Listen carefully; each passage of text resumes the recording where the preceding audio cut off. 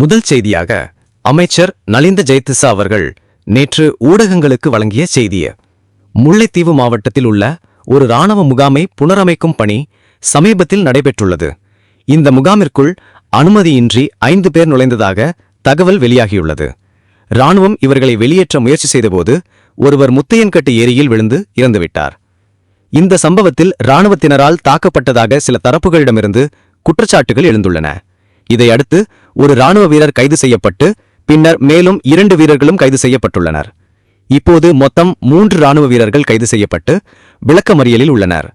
அமைச்சர் டாக்டர் நலிந்த ஜெயதிச அவர்கள் சில அரசியல் குழுக்கள் இந்த சம்பவத்தை தவறாக சித்தரித்து தங்களுக்கு பயன் தேடுவதாகவும் உண்மையை மக்களிடம் சொல்லி அமைதியை பேணுமாறு கேட்டுக்கொண்டார். அடுத்த செய்தியாக, இன்று முன்னாள் தொழிலாளர் மற்றும் வெளிநாட்டு வேலைவாய்ப்பு அமைச்சர் மனுஷா நாணயக்காரா அவர்களை பற்றி ஒரு புதிய தகவல் வெளியாகியுள்ளது. அது என்ன தகவல் என்று பார்ப்போம்.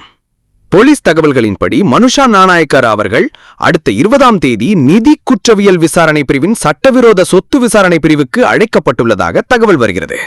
அங்கு அவரிடம் விசாரணைகள் நடாத்தப்பட்டு அறிக்கைகள் பெறப்பட உள்ளதாக தகவல் தெரிவிக்கிறது.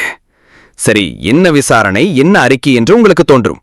இந்த விசாரணை 2006ஆம் ஆண்டு பணமளிவாக்கல் தடுப்புச் சட்டம் அதன் 2011ஆம் ஆண்டு திருத்தம் அடிப்படையில் நடத்தப்பட உள்ளதாம்.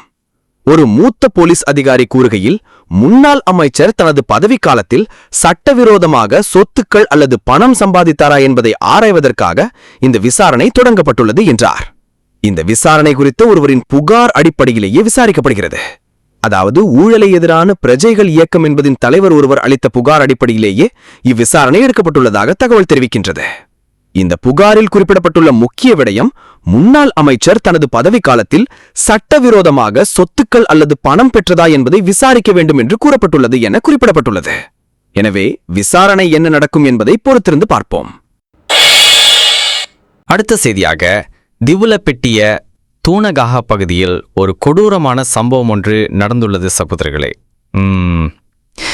அதுதான் ஒரு தனிப்பட்ட சண்டை காரணமாக 3 பேர் ஒருவரை கோரிய ஆயுதங்களாலும் தடிகளாலும் தாக்கி கொலை செய்து விட்டார்களாம். அதாவது இந்த தாக்குதலில் கடுமையாக காயமடைந்த அந்த நபர் முதலில் திவுலப்பெட்டிய மருத்துவமனையில் அனுமதிக்கப்பட்டாராம். பின்னர் கம்பஹா மாவட்ட மருத்துவமனைக்கு கொண்டு சேர்க்கப்பட்ட பிறகு அவர் அங்கு உயிரிழந்துவிட்டார்.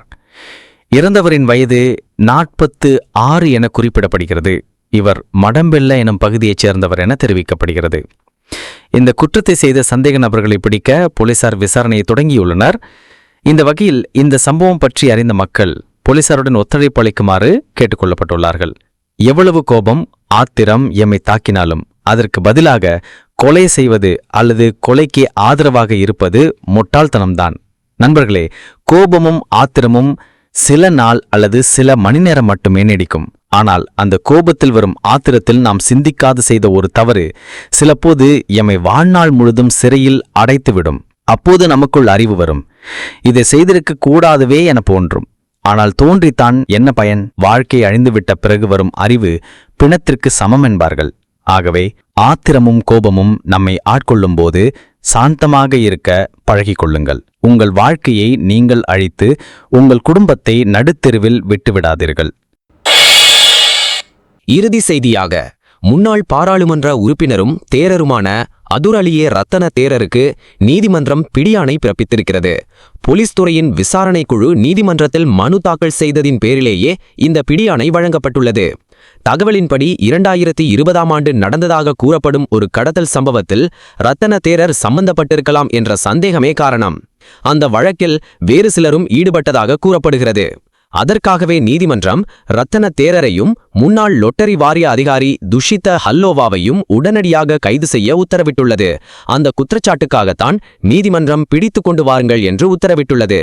இவ்வாறு இருக்க, முன்னாள் அமைச்சர் ராஜித சேனாரத்னா அவர்களை கைது செய்வதற்காக வெளியிடப்பட்ட வாரண்டை தற்காலிகமாக நிறுத்தி வைக்குமாறு கோரி அவர் கொழும்பு மாஜிஸ்ட்ரேட் நீதிமன்றத்தில் ஒரு மனுவை தாக்கல் செய்துள்ளார்.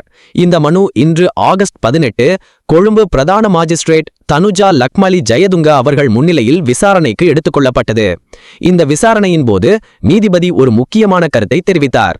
இந்த மனு தொடர்பாக புகார் அளித்தவர்களான லஞ்ச ஒழிப்பு ஆணையம் நீதிமன்றத்தில் ஆஜராகும் போது மட்டுமே இந்த கோரிக்கையை முன்வைக்க முடியும் என்று அவர் கூறினார்.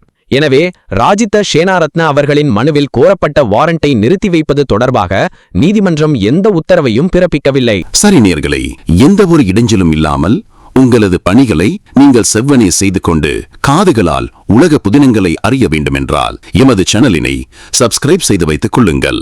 என்றும் உங்கள் காதுகளுக்கு நம்பகமான செய்திகளை மாத்திரமே எட்டச் செய்வோம். இது AI24 யூடியூப் சேனல்.